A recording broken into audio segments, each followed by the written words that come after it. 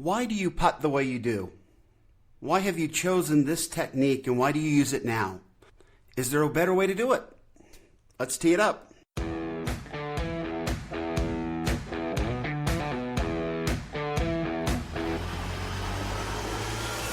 Welcome to Data Access Golf, your home for rapid golf improvement. And now, from the thin air of the Rocky Mountains, next on the number one tee, your host, Aaron Stewart. Hello, everyone. Welcome to another episode of Data Access Golf, the podcast. Appreciate you being here. I am pretty interested in this topic. I have always loved to putt. Putting has always been my favorite. I think it goes back to when I was young. We would hang out. We had a ranch up in Idaho, and we had there was a golf course available to us, but my grandpa and his brothers, my great uncles, they wouldn't allow us to play on the golf course. We were too young. But they would allow us to chip and putt. And so they would stick us down at this green and they would just leave us there all day. And so there was, sometimes there was dozens of cousins and we just stood down there together and hung out. Some would fish, some would hike, some would sit there and chip and putt. And I just loved to putt. I loved everything about putting. I liked watching the ball move. I loved the speed of it all. So that's kind of probably where my passion started. So I've always seen myself as a pretty decent putter. But as I got sort of older and moving along and got better at golf, it's interesting that putting can become such a it's the easiest motion of the entire golf game, right? It's just a little back, a little through. It's totally easy. And yet once you start thinking about it and worrying about it, and because the result of it is such a big part of, right, it ends every single hole unless you chip in, but it's really the way that you end every hole. So there's kind of like this sort of build up, and then you've got a putt to finish the whole thing off. And if you've played beautifully from tee to fairway to green, and then you make a bad putt, you can just like ruin the whole, your performance, right? It just comes to a crashing end. And that's always sort of difficult. So I think that's why putting becomes, as you get more into golf and you realize how important putting is, that additional pressure sometimes can really mess with your mind and mess with your putting stroke.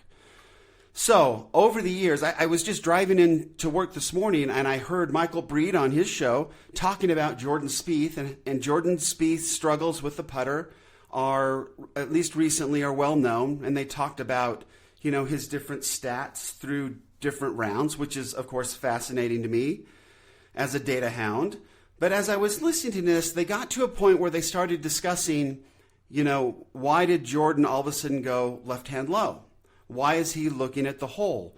And the premise behind what they thought had probably happened is that Jordan had run into some problems, that he had some issues putting, and so he was trying different things, sort of trial and error, and trying to find something that worked for him. And then that's how his putting stroke sort of became what it is today. And that's why sometimes he looks at the hole. I think that they've said by watching them somewhere around 10 feet in, that he looks at the hole, and then outside of that he does not. And that's fairly similar to how I like to play, and we'll get into that in a little bit. But so the story then becomes, I just want you to think back and think about your own putting stroke. Why are you doing it this way? What are the reasons behind it? Is it really based on, as they are suggesting Jordan Spieth's putting stroke is based on, is it based on the fact that you just weren't putting well, so you started messing around with stuff, and it's just trial and error, and you tried to figure out the best way to go? Is that why you're putting the way you are? And if that is the way you're putting, if that is the reason you're using this particular technique, is that the very best way to go about it? With what we have available to us right now, is that the best way to go about determining if your putting stroke is good for you and your technique is good for you? Anyway, my story. So when I started putting, I've told this before previously, but when I went to the first extraordinary golf school, I was on the putting green, and Fred Shoemaker came up to me and observed me for a little while, and admittedly, I was in a bad place as far as putting goes. I did not feel very confident on the putting green. And I was trying all kinds of things. But for the school and everything, I remember thinking, look, I'm just going to go as traditional as possible so I don't look completely ridiculous, and just see what happens. And so I was there putting, working on my stroke, and Fred was watching me, and he came up to me and he said, "Where's your target?" And I said, "Well, it's that hole right over there." And we all know, Fred said, and Fred's very direct this way, which is really awesome. But Fred said, "Well, then you would have made one by now." And he'd probably watched me hit 12 to something putts at that point, and I had made none. And we're not talking, it was like a 10-footer. So I'd gone like 0 for 12, made no putts, and with Fred Shoemaker, arguably the greatest golf teacher who lives, watching me, and I've made nothing. So his comment to me was, "Well, that can't be your target. You would have made one by now."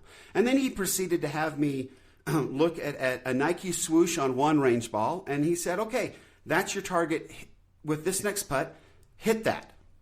And so I'd putt a ball and it'd go up and it'd hit the ball sitting there with the Nike swoosh and hit it dead in the center. And he had me do that 5 or 6 times. And he said, "You didn't pick a target." Okay, lesson learned.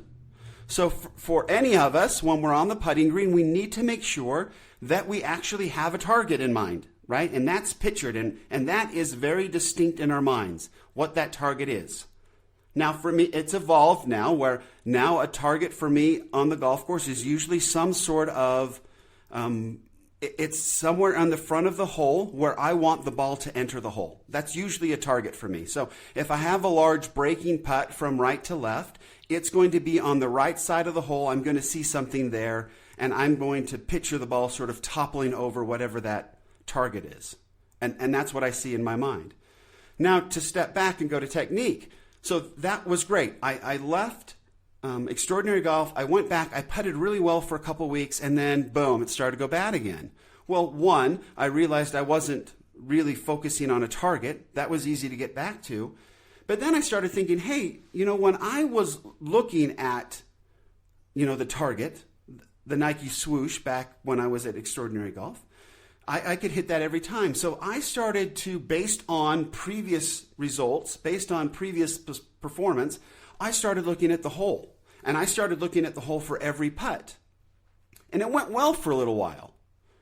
And I would argue it went well for a little while because it was so strange and so new. I was not up thinking about anything. I was just reacting to a target.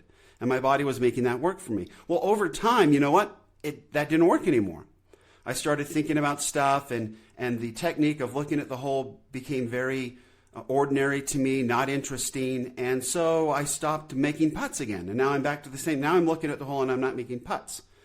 So I was messing around one day, looking in the mirror, and I noticed as I was doing my putting stroke that my left shoulder, with just a traditional grip, I play right-handed, that if I, take my regular putting stroke, my left shoulder is higher than my right. So I'm thinking, if I put my left hand low, now my shoulders are level. Well, that makes sense to me. Your shoulders, if they're level, it seems like you can make a more level, controlled stroke. So I went left hand low, just based on something that I saw in the mirror. It had nothing to do with performance or anything. I just looked at the mirror and kind of went, my shoulders are sort of tilted there. But if I go left hand low, now they're flat. That seems to make sense. That seems to me like a better way to putt. So I went left hand low. I've been left hand low ever since. So those are the processes that I took to get to where I am. Now it's all different. Now it's completely different, and it should be different for you. Our putting strokes should not be trial and error, figure things out, whatever. They don't have to be anymore because we've got some really cool technology to help us. And I've mentioned this a few times, but this Swing Caddy PT30, and I think if you just go to swingcaddy.com, or at least just do a Google search on it, you'll be able to find this Swing Caddy PT30. I think you can buy it directly from them, but the Putting Analyzer and Trainer is an awesome tool. So now, how do we go about, when you have a piece of technology like this that gives you accurate feedback, now how do you go about developing your putting stroke? Well, it becomes super easy. Right? So if somebody comes to me, for example, let's use Jordan Spieth. If Jordan Spieth is sitting there kind of going, I'm not making as many putts as I want, I think I'm going to go right hand low again, and let's see how that goes. Well, great. You can try anything you want to try. But if you put on the putting analyzer, or if you have any kind of technology with you to really give you accurate feedback on what's really going on, you can check for yourself to see if that's a better technique or not. So go right hand low. Now, make a putt. Compared to left hand low, is the face Is the face more square at impact or less square at impact? That's it. Right? You have data now to compare all these different techniques and these different tricks and strategies that we've developed over the years because we just felt like we needed to change. So I went and was able to check. Okay, left hand low or right hand low, which one's better for me? Well, turns out left hand low is better for me. I deliver a much more consistent strike on the ball when left hand is low. But that's for me. I've also tested other people where right hand low is better for them. And that's great. Whatever's better for you. But let's base it on technology. Now, I also realized, and this is where, here's a caveat with technology. Looking at the hole and not looking at the hole. So I started to measure that with the same putting trainer. If I look at the hole and if I not look at the hole, and then started looking back. Well, if I looked at the hole, I had, the face was way more, it was way more closed, excuse me. The face was way more closed if I looked at the hole than if I didn't. And so my initial thought was, okay, then I need to not look at the hole anymore. I just need to keep my head down and putt that way. And so I did that for a little while, but I was putting one day and I realized I was videoing myself, I was videoing myself putting. And I realized by watching that video that when I look at the hole, I was swaying during my putting stroke. I was literally shifting my weight back to the right and coming back to the left. Okay, now I've created all kinds of problem. I've basically made it so the ball is moving, right? If my whole body is moving when I'm putting, the more stationary we are when we putt, the better off we are.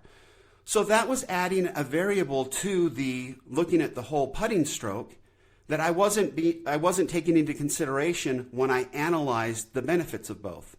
So now I use a technique now, and I don't know if this is helpful or not, but when I get over a putt, I will take a sort of a mental picture of the periphery of everything that I'm taking in. And so I will frame what I'm looking down at, and then I will make the putt. And I will just pay attention to whether that frame moves or not. And that kind of signals back to me whether I've stayed stationary. If I've swayed, then the frame will move. But if I don't sway, then the frame will stay very steady. So when I putt, that's all I pay attention to is that picture.